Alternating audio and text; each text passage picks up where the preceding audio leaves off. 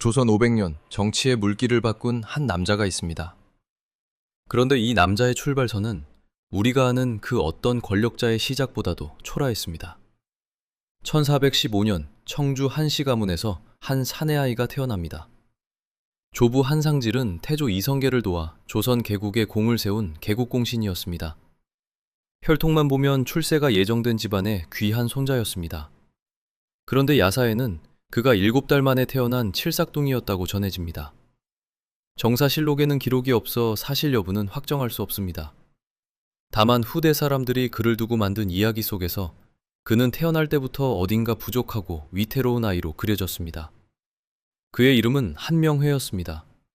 가문의 기대와 달리 한명회의 청년기는 실패의 연속이었습니다. 과거 시험을 평생 낙방했습니다. 한 번, 두 번이 아니라 수십 년을 똑같이 떨어졌습니다.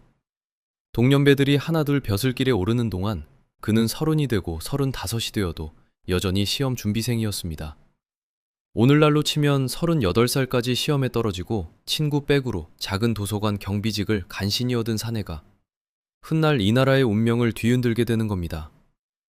그의 유일한 위안은 친구 권람이었습니다. 두 사람은 개성 송도 일대를 함께 떠돌며 술을 마셨습니다. 권람도 과거에 매번 낙방하는 처지였지만 그래도 가문의 끈이 살아있었습니다.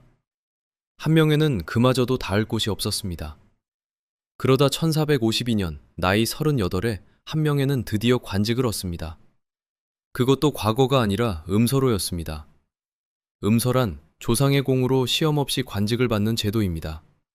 다시 말해 자신의 실력이 아니라 할아버지의 이름으로 얻은 자리였습니다. 그마저도 한양 조정의 요직이 아니었습니다. 그에게 주어진 자리는 개성 경덕궁의 궁직이었습니다. 경덕궁은 태조 이성계가 왕이 되기 전 살던 옛집입니다. 조선이 한양으로 천도한 뒤에는 주인 없는 빈 궁이었습니다.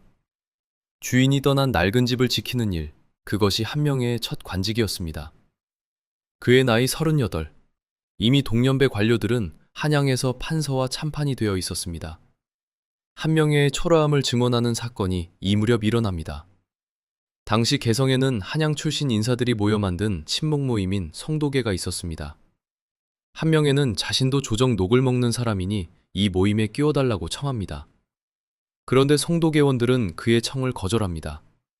이유는 단 하나, 그가 맡은 자리가 너무 말단이라는 것이었습니다. 빈궁의 문지기 따위는 우리 모임격에 맞지 않는다는 겁니다. 그 거절은 한명회의 가슴에 모처럼 박혔습니다. 훗날 그가 조선 최고 권력자가 된 뒤 사람들은 그를 거절했던 그 모임을 두고 성도계원이라 조롱했습니다. 권력이 뒤바뀌면 멸칭도 뒤바뀝니다. 여기까지가 38살 한명회의 이력입니다. 과거에 실패한 사내, 음서로 겨우 얻은 빈궁의 문지기, 신목 모임에서도 받아주지 않은 남자. 그러나 이 늦깎이 궁지기를 한 사람의 친구가 수양대군에게 추천합니다. 그 한 번의 만남이 조선 500년의 물길을 바꿉니다.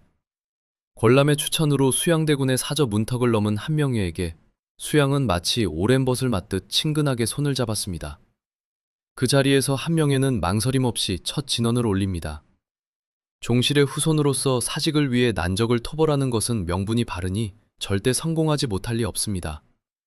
문종의 유명을 받은 고명 대신 황보인과 김종서가 인사권을 독점하고 12살 어린 단종을 에워싼 전국에서 수양에게 필요한 것은 군사도 돈도 아니라 거사의 정당성이었습니다. 한명회는 그 정당성을 단 한 문장으로 건넸습니다. 수양은 한참을 침묵하다가 짧게 답합니다. 경은 더 말하지 마라. 내가 마음을 정하였다. 황표정사라 하여 왕위 후보 세 사람 중 대신이 노란 종이로 표시한 자를 그대로 임명하던 관행이 굳어지던 시절이었습니다. 어린 왕의 붓은 이미 대신들의 손끝에 끌려다녔습니다. 수양은 그 사슬을 끊기로 결심한 것이고 한명회는 그 결심을 끊어낼 날카로운 칼이 되기로 한 것입니다. 한명회의 전술은 단순하면서도 정교했습니다. 먼저 훈련관의 활쏘기 자리를 핑계삼아 술자리를 열고 수양의 깃발 아래 설 무사들을 한 사람씩 포섭했습니다. 야간에 도성을 순찰하던 홍달손을 끌어들여 거사 당일 도성의 문과 길목을 장악할 통로를 확보했습니다. 그리고 조정 대신들의 이름을 적은 한 장의 문서, 살아남을 자와 죽을 자를 가른 살생부를 써내려갔습니다. 1453년 음력 10월 10일 밤, 수양의 철퇴가 김종서의 사저 앞에서 번뜩였고 영의정 황부인, 병조판서 조극관, 우찬성 이양이 차례로 국문 앞에서 쓰러졌습니다. 날이 밝기 전에 조정의 권력은 완전히 뒤집혔고 수양의 동생 안평대군은 강화도로 유배되어 사약을 기다리는 처지가 되었습니다. 거사 직후 수양은 한명회를 돌아보며 이렇게 말했다고 전합니다. 나의 장량이로다. 장량은 한나라 고조 유방을 천하의 주인으로 만든 책사. 궁지기로 출사한 지 1년 만에 한명회는 조선의 장량이 되었습니다. 정난공신 1등 43명 가운데 그의 이름이 놓였고 곧이어 그의 사다리는 관례를 무시한 속도로 오르기 시작했습니다. 1455년 수양이 단종으로부터 양위를 받아 세조로 즉위하자 한명회는 좌익공신 1등에 책록됩니다. 도승지 병조판서로 왕의 심장과 군의 지휘봉을 동시에 쥐었습니다. 1459년에는 황해, 평안, 함길, 강원 4도를 아우르는 도채찰사를 겸임합니다. 도채찰사는 여러 도의 군사와 민정을 한 손에 쥐는 임시 총괄직, 오늘날로 치면 권한을 위임받은 특임장관과 같은 자리였습니다.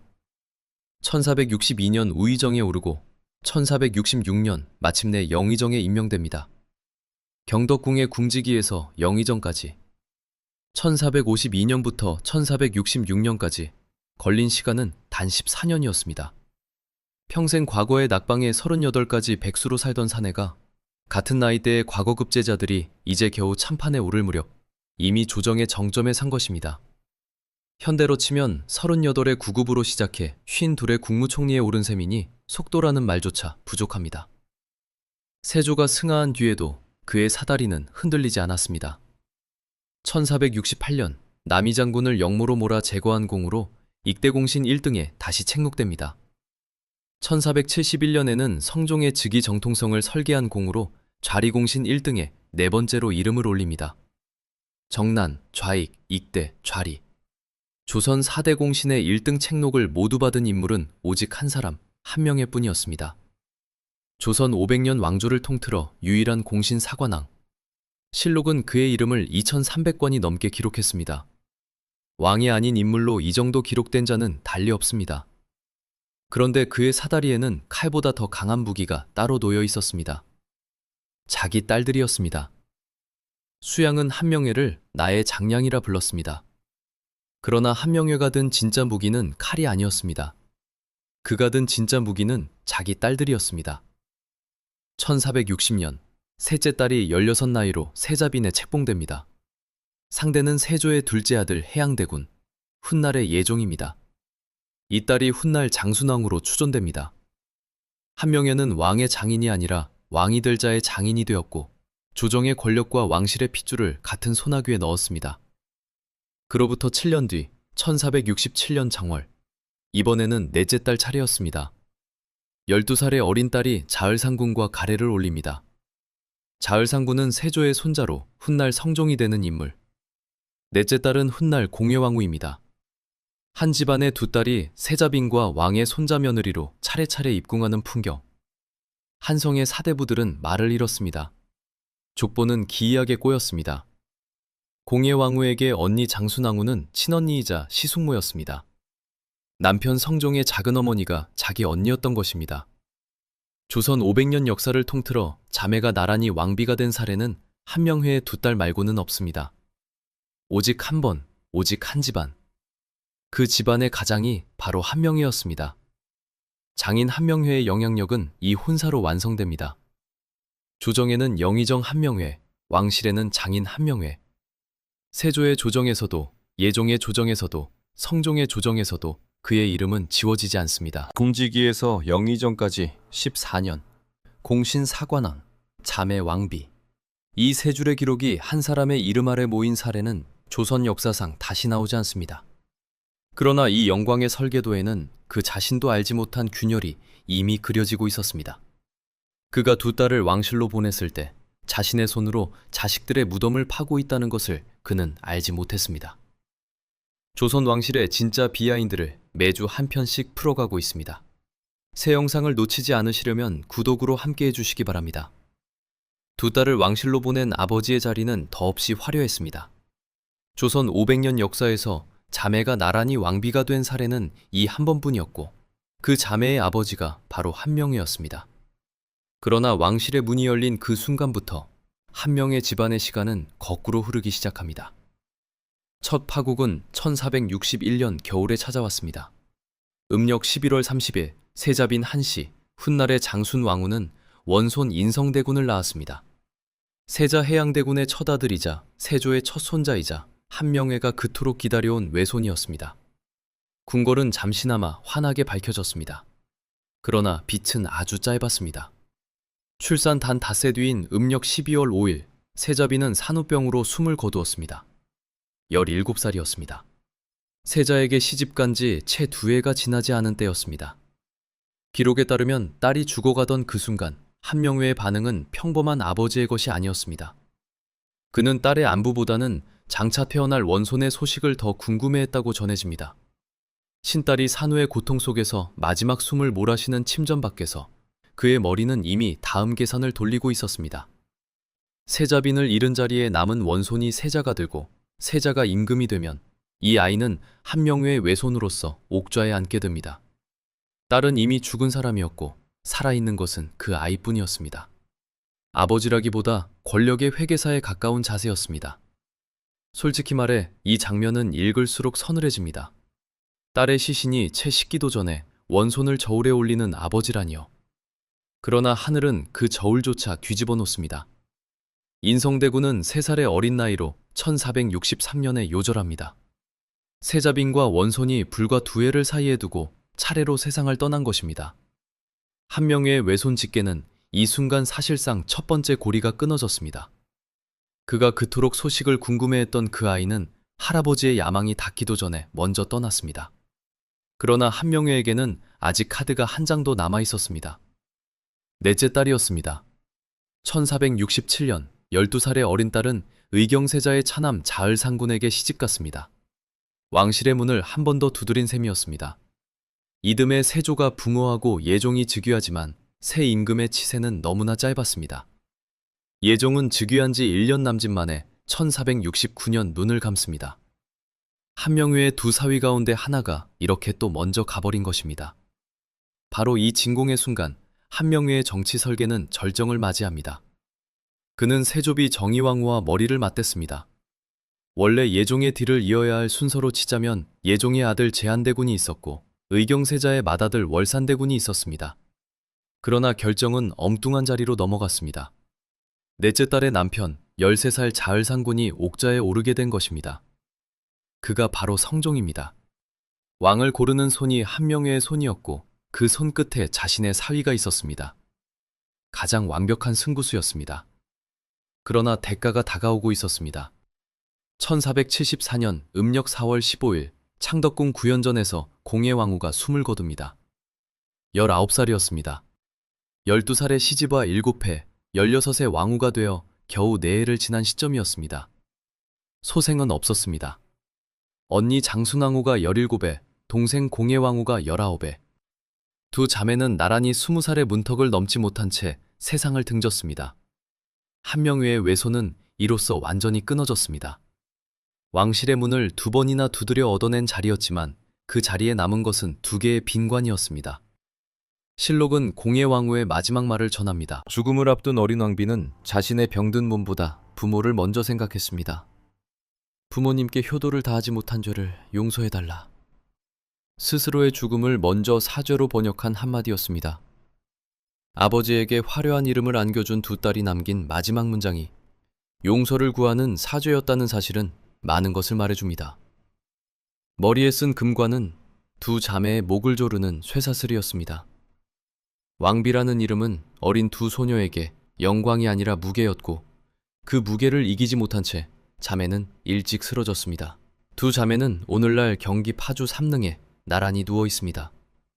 그런데 이 자매의 능을 가까이서 들여다보면 죽음 뒤에도 남은 격차가 눈에 들어옵니다. 언니 장순왕후의 능인 공능은 세자빈의 신분으로 승하한 뒤 후대의 왕후로 추존되어 만들어진 능입니다. 병풍석도 난간석도 없습니다. 봉군을 두르는 화려한 성물 없이 문인석과 장명등 정도만 자리를 지킵니다. 반면 동생 공해왕후의 능인 순능은 다릅니다. 생전에 왕후로 봉해졌던 덕분에 병풍석과 난간석, 무인석까지 왕후의 격식을 온전히 갖추고 있습니다. 같은 아버지에게서 태어나 같은 왕실로 시집간 두 자매가 죽어서도 서로 다른 격식의 돌에 감싸여 누웠습니다. 언니의 능은 동생의 능을 바라보며 자신이 닿지 못한 자리를 가만히 응시합니다. 두 자매의 능 사이에 놓인 돌 하나, 난간 한 칸의 차이가 한 명의 집안이 걸어온 길의 비정함을 조용히 증언합니다. 그러나 한 명의 야망은 여기서 멈추지 않았습니다. 두 딸이 묻힌 파주 삼능 위로 그는 자신을 위한 정자를 짓기 시작합니다. 두 딸을 차례로 떠나보낸 뒤에도 한명회의 권세는 꺾이지 않았습니다. 아니, 오히려 그의 이름은 조선 조정의 가장 높은 곳에서 더욱 단단해졌습니다. 외손의 핏줄은 끊겼지만 장인이자 공신이자 원로로서의 자리는 여전히 그를 떠받치고 있었습니다. 성종 7년, 서기 1476년, 한명회는 한강이 내려다 보이는 강변에 작은 정자 하나를 세웁니다. 오늘날 서울 강남 압구정동이라는 지명이 바로 이 정자에서 유래했습니다. 그는 이 정자에 압구정이라는 이름을 붙였습니다. 글자 그대로 풀면 갈매기를 허물없이 벗삼는 집이라는 뜻입니다. 겉으로 보기에는 더없이 아름답고 경손한 호였습니다. 조정의 권세에서 한 걸음 물러나 강물 위에 갈매기와 벗하며 여생을 보내겠다는 은퇴의 선언처럼 들렸습니다. 그런데 여기서 소름 끼치는 게 있습니다. 압구라는 두 글자는 한명회 혼자 지어낸 말이 아니었습니다. 그것은 북송의 명재상 한기가 자기 서실에 붙여두었던 이름을 그대로 가져온 것입니다. 한기는 서기 1008년에 태어나 1075년에 세상을 떠난 북송의 재상이었습니다. 인종과 영종과 신종, 세 황제를 연이어 섬기며 북송의 기둥이 된 인물이었습니다. 스천의 기민 190만 명을 구제했고 서하의 침공을 막아낸 명재상이었습니다. 그 한기가 자기 서재에 걸어둔 이름이 바로 압구였습니다. 한명회는 그 이름을 알았습니다. 알면서도 가져왔습니다. 그러니 압구정이라는 세 글자는 실은 조용한 은퇴의 간판이 아니라 소리 없는 자기 선언이었던 셈입니다. 나는 조선의 한기다. 나는 새 임금을 섬긴 북송의 명재상과 같은 반열에 선 사람이다. 갈매기를 벗한다는 포장 뒤에는 스스로를 역사의 기둥에 포개어 세우려는 욕망이 숨어 있었습니다. 성종도 그것을 모르지 않았을 것입니다. 압구정 사건이 처음 조정을 뒤흔든 것은 성종 12년 1481년 6월이었습니다. 명나라 사신이 조선에 들어오던 참이었습니다. 한명회는 그 사신을 자신의 정자 압구정에서 접대하게 해달라고 성종에게 청했습니다. 그러면서 또 하나를 덧붙였습니다. 궁중에서만 쓰는 용봉차에 곧 용과 봉황이 수놓인 왕실 전용 차양을 압구정에 빌려달라는 것이었습니다. 왕실의 위엄을 상징하는 물건을 한낱 신하의 개인 정자에 펼치겠다는 요구였습니다. 성종은 단호히 거절했습니다. 그러자 한명회는 더욱 놀라운 반응을 보였습니다.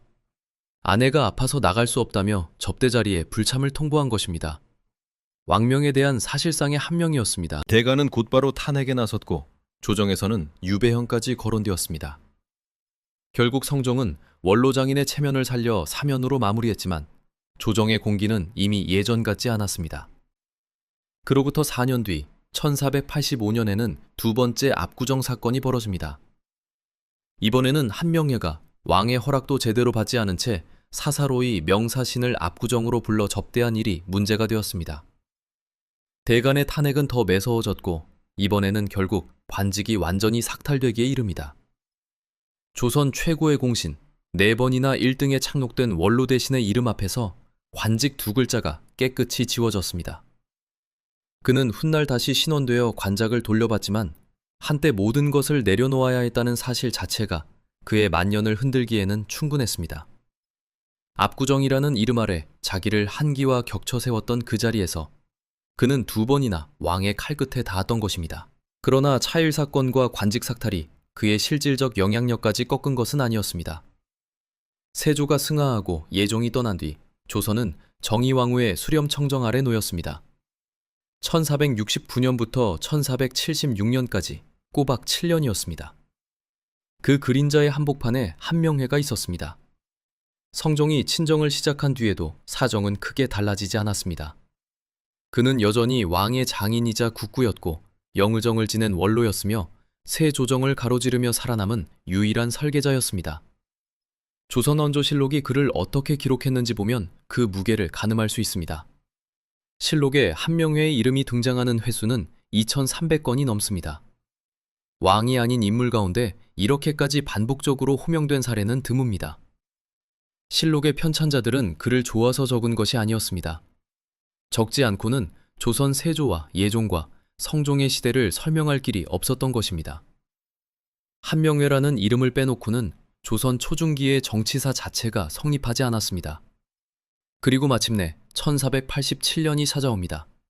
음력 11월 14일 한명회는 병상에 누웠습니다. 향년 73세. 성종은 승지를 몸소 보내어 마지막 말을 청합니다.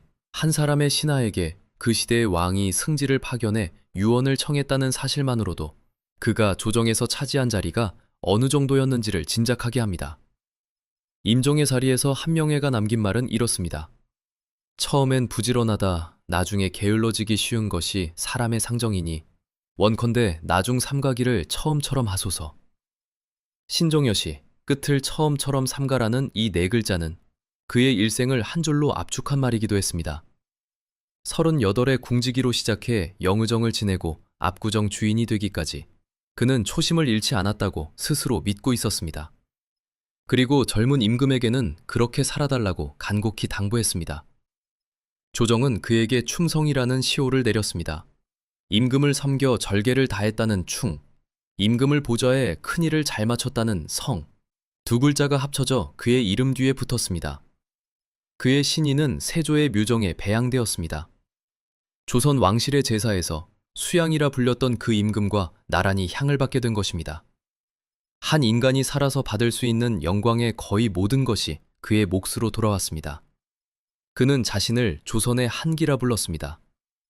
그러나 한기는 부관참시당하지 않았습니다. 한명회를 기다리고 있던 것은 그가 죽고 17년 뒤의 일이었습니다. 1487년 한명회가 세상을 떠났을 때 조선의 누구도 그의 무덤이 파헤쳐질 것이라고 상상하지 못했습니다. 시호는 충성, 세조 묘정에 배양되었고 천안 수십 년의 묘적에는 당대 최고의 문장가 서거정이 글을 짓고 이인석이 쓴 신도비가 장엄하게 서 있었습니다. 충청도의 너른 들판 한복판에 조선 건국 이래 가장 큰 권력을 쥐었던 사내가 영광 속에 잠들어 있었습니다. 그러나 17년이라는 시간은 한 인간의 생애 위에 덮여있던 봉분을 다시 걷어내기에 충분한 세월이었습니다. 1504년, 연산군 제위 10년, 조선 팔도에 피바람이 몰아쳤습니다. 갑자사화입니다. 연산군은 자신의 생모가 패비 윤씨였다는 사실, 그리고 그 어머니가 1482년 사약을 받고 사사되었다는 사실을 이미 오래전에 알고 있었습니다. 그가 기다린 것은 복수의 명분이 아니라 복수의 시기였습니다. 왕위에 오른 뒤 10년, 마침내 그는 칼을 뽑았습니다.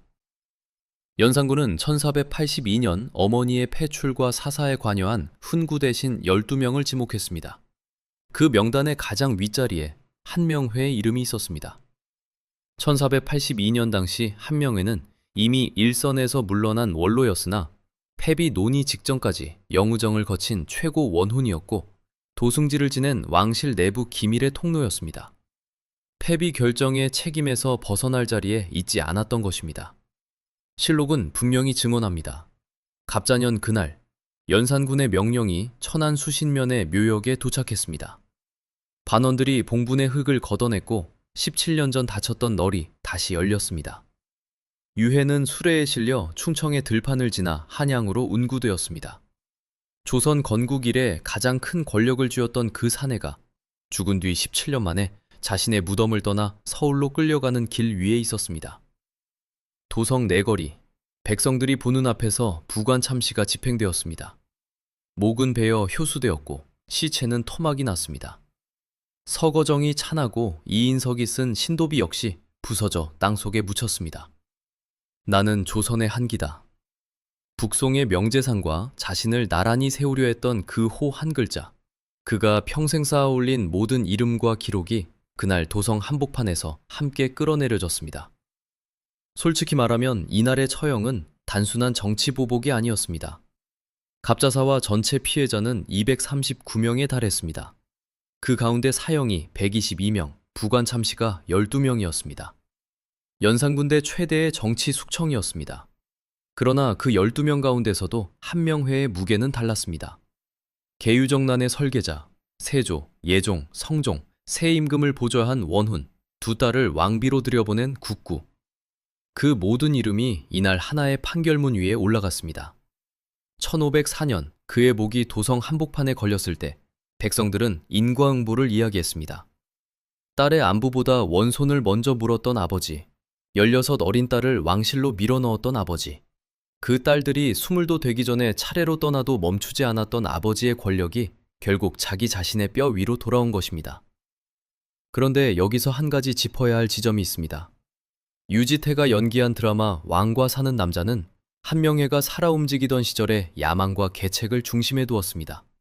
곧 관객을 맞이할 영화 목류도원도에서 배우 김병철이 그려낼 한명회 역시 그가 아직 권력의 정점에 서 있던 장면들을 담게 될 가능성이 큽니다. 그렇다면 사후 17년이 지나 도성 내거리에 걸린 그의 목까지는 스크린의 바깥에 남게 되는 이야기인 셈입니다. 오늘 이 영상이 마저 이어가려는 지점이 바로 그곳입니다. 2년 뒤인 1506년 중종반정으로 연산군은 왕좌에서 끌어내려졌습니다. 이듬해 1507년 조정은 갑자사와 부관참시 피해자들을 일제히 신원하고 복관했습니다. 한명회의 시호 충성이 회복되었고 흩어진 유해는 예관이 파견되어 다시 천안묘역에 모셔졌습니다. 땅속에 묻혔던 신도비도 파내어져 다시 세워졌습니다. 세조 묘정에도 재차 배양되었습니다. 서류상으로는 모든 것이 제자리로 돌아간 것처럼 보였습니다. 그러나 한 가지, 끝내 제자리로 돌아오지 않은 것이 있었습니다. 장순왕후는 17에, 공예왕후는 19에 세상을 떠났습니다. 큰딸이 남긴 원손 인성대군도 3살에 요절했고 작은 딸은 자식을 남기지 못했습니다. 한명회의 직계 핏줄은 두 딸이 후사 없이 떠난 그 순간 이미 끊어져 있었습니다. 1507년 조정이 아무리 시호와 관직과 비석을 되돌려 놓아도 왕실로 이어질 뻔했던 그의 피는 되돌아오지 않았습니다. 38의 궁지기로 출발해 73세 영의정으로 마감된 그의 생애는 실은 1487년에 끝난 것이 아니었습니다. 그가 38에 오르기 시작한 권력의 사다리는 그의 관이 묻힌 이후에도 멈추지 않고 이어졌습니다. 다만 그 사다리의 마지막 칸이 그가 모르는 곳에서 자신의 무덤을 향해 놓여 있었을 뿐입니다. 38에 개성의 궁지기로 시작한 한 사내는 단 14년 만에 영의정에 올랐습니다. 그는 두 딸을 왕실로 보냈고 자매는 나란히 왕비가 되었습니다. 그러나 큰딸은 산후 닷새 만에 17의 나이로 떠났고 둘째 딸도 19에 뒤따랐습니다. 원손마저 3살에 요절하며 외손의 핏줄은 끊어졌습니다. 1487년 그는 모든 영광을 품은 채 73세에 눈을 감았지만 17년 뒤 그의 무덤은 도성 한복판에서 파헤쳐졌습니다. 하지만 역사는 기억합니다. 역사는 한명회를 2300번 기록했지만 그가 뿌린 권력의 씨앗이 자식과 본인의 무덤으로 돌아온 인과는 한 편의 드라마와 한 편의 영화 안에 다 담기 어려운 결말입니다. 오는 2026년 하반기 장훈 감독의 영화 목류도원도가 관객을 맞이합니다. 그 스크린 위에서 배우 김병철이 그려낼 한명회가 오늘 실록으로 걸어본 이 냉정한 설계자의 얼굴을 어떤 호흡으로 불러낼지 조용히 기다려봅니다. 이런 역사의 결을 함께 따라가고 싶으시다면 채널 구독으로 함께 해주시기 바랍니다. 파주 삼릉에는 오늘도 두 자매가 나란히 누워 있습니다. 부모님께 효도를 다하지 못한 죄를 용서해달라던 공해 왕후의 유언 위로 조용한 바람이 지나갑니다. 그 바람 앞에서 여러분은 아버지의 사다리를 무엇이라 부르시겠습니까?